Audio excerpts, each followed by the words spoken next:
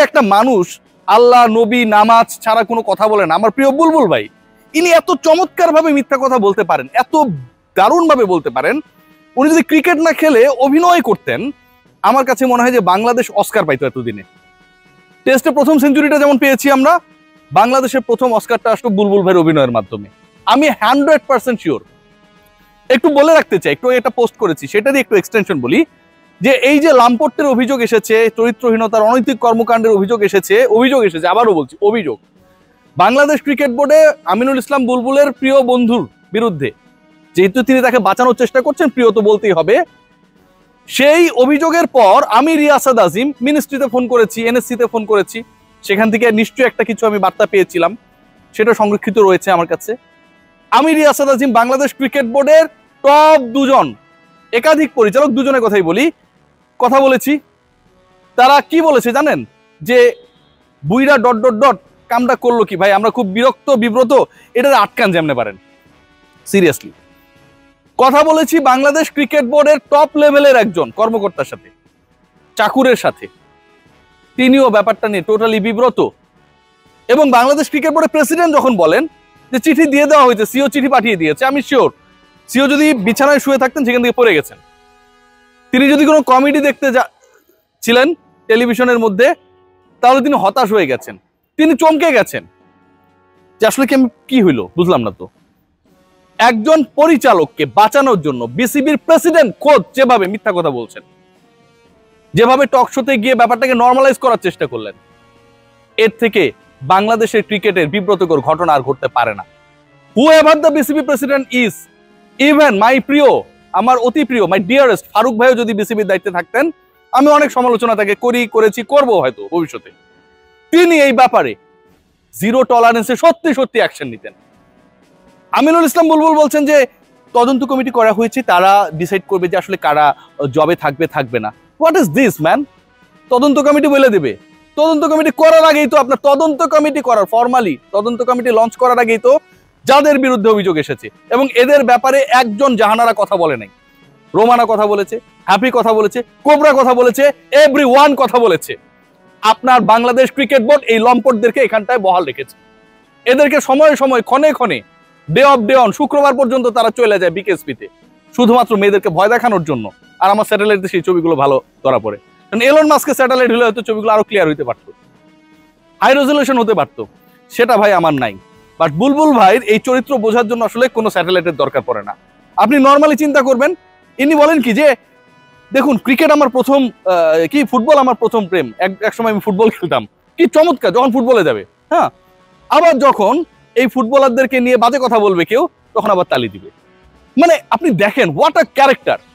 পাবলিকের সেন্টিমেন্টকে নিজের পক্ষে নেওয়ার জন্য কি বলবে, হামজা অনেক ভালো, ওকে দেখেছিলাম, নামাজ যখন পড়তে গিয়েছিলাম তখন দেখলাম। মানে বাঙালি তো আসলে নামাজের কথা শুনলে, আল্লাহ ভক্তির কথা শুনলে কিছুটা হলেও নর্মাল হয়ে যায় যে না বুলবুল ভাই নামাজ পড়ে। উনি কিন্তু এই তথ্যটা ছড়িয়ে দিলেন যে আমিও নামাজ পড়ি। এই যে ব্যাপারগুলো, এই যে পাবলিকের মাথা ধোলাই করার ব্যাপারগুলো তিনি করছেন, বাংলাদেশের মানুষ এটা যেন বুঝছে না। একজনের বিরুদ্ধে চরিত্রহীনতার অভিযোগ উঠেছে, সেটা তদন্ত না করে তিনি আজকে বক্তব্য দিচ্ছেন কি, তিনি বক্তব্য দিচ্ছেন যে এরকম কোনো কিছু আমরা পাই নাই। What is this? নারী ক্রিকেটারদের প্রেসিডেন্ট আপনি না, এজ ভিত্তিক ক্রিকেটারদের প্রেসিডেন্ট আপনি না, আপনি কি শুধুমাত্র প্রেসিডেন্ট ফাইয়াজের, ডেভিড বাবুর, এদের প্রেসিডেন্ট আপনি, নাজমুল আবেদিন ফাহিমের প্রেসিডেন্ট আপনি? ক্রিকেটের প্রেমে মজে গেছেন বুলবুল। নতুন আরেকটা পারসেপশন ক্রিয়েট করা হয়েছে। ধরুন এরকম পারসেপশনটা হচ্ছে এরকম যে একটা মেয়ের সাথে মেয়ের বিশেষ সম্পর্ক, ছেলের সাথে ছেলের বিশেষ সম্পর্ক, এখন এটা নিয়ে ক্যাচাল। Master plan. আতিফ ভাইকে স্যালুট করতে হয়, তিনি একটা দারুণ ইন্টারভিউ করেছেন, এবং আতিফ ভাই ইন্টারভিউটা না করলে এই মাস্টার প্ল্যানটা এক্সপোজ হতো না। আতিফ ভাই গতকাল যে ইন্টারভিউটা করেছেন সেখানটা কি মন্টির সাথে জাহানারার সম্পর্ক। ভাই মন্টির সাথে জাহানারার সম্পর্ক বা সোহেলের সম্পর্ক যারই হোক না কেন, that is not issue. Issue is that জাহানারাকে কোনোভাবে কুপ্রস্তাব, জাহানারা ভুলে যান, মন্টিকে অথবা আমার প্রিয় জ্যোতিয়াপুরে কোনো ধরনের কুপ্রস্তাব বাংলাদেশ ন্যাশনাল টিমের কোনো সিলেক্টর কাম ম্যানেজার দিতে পারে কিনা, প্রশ্ন সেখানটায় না কোন মেয়ের সাথে কোন মেয়ের, কোন ছেলের সাথে কোন ছেলের সম্পর্ক। No, that is not the question. Question is that Nazmul Abedin ফাহিমরা এই কাজ করে কি না। Question is that during a tour in Zimbabwe কোন একজন পার্টিকুলার ক্রিকেটার, অনেক প্রভাবশালী ক্রিকেটার, সিলেক্টরের রুম থেকে রাত 2:30টায় বের হতে পারে কিনা, কোন একজন ক্রিকেটার দেখে ফেলার কারণে তার ক্যারিয়ার শেষ করতে পারে কিনা। Here are all the questions. Question is not there জাহানারার সাথে কার সম্পর্ক, কোবরার সাথে কার সম্পর্ক, জ্যোতির সাথে কার সম্পর্ক। We are not interested about the interpersonal relationship. We are interested about those issues যেগুলো বাংলাদেশের নারী ক্রিকেটারদেরকে মেন্টালি, ফিজিক্যালি, সোশ্যালি হ্যারাস করেছে। এই হ্যারাসমেন্টের ব্যাপারে প্রশ্ন তোলার জায়গাটা গুরুত্বপূর্ণ। আপনার কলিগ, আমার কলিগ, ধরেন খেয়াল করে দেখবেন যে আমি বা দেবদা, নোমান ভাই, আমরা একই রকম ভাবে কাজ করি, right? We are competitor. But যখন আমরা একটা বড় ইস্যু নিয়ে কাজ করি, আমরা রেফার করি একে অপরকে। আমার স্টোরি নিয়ে দেব চৌধুরী, নোমান ভাই তারা রেফার করেছে, ফাহিম রহমান রেফার করেছে যে রিয়াসাদ এই স্টোরিটা করেছে। অথচ বাংলাদেশ দলের অধিনায়ক নিগার সুলতানা জ্যোতি জাহানারার সাথে এরকম যে একটা ঘটনা ঘটেছে এটার জন্য বিন্দুমাত্র দুঃখ প্রকাশ করে নাই, একবারের জন্য বলে নাই নারীদের সাথে যে ঘটনাগুলোর অভিযোগ এসেছে সেগুলোর তদন্ত হওয়া উচিত। Here is the difference. কারণ যখন থাকে না যে গরু যেদিকে যাবে হালও সেদিকে যাবে, বুলবুল ভাই যেদিকে যাবে জ্যোতিও তো সেদিকেই যাবে, খুব স্বাভাবিক। They are getting that confidence. Mister DB David Babu নাকি কদিন আগে বলেছে এই বোর্ডে গিয়ে, বোর্ড না সরি বিকেএসপিতে গিয়ে, সিরিয়াসলি সব তথ্যই বলছি, কোন এক আপুকে বলেছে যে আমি নাকি এটা করছি, আমার কি স্টকের অভাব পড়ছে নাকি।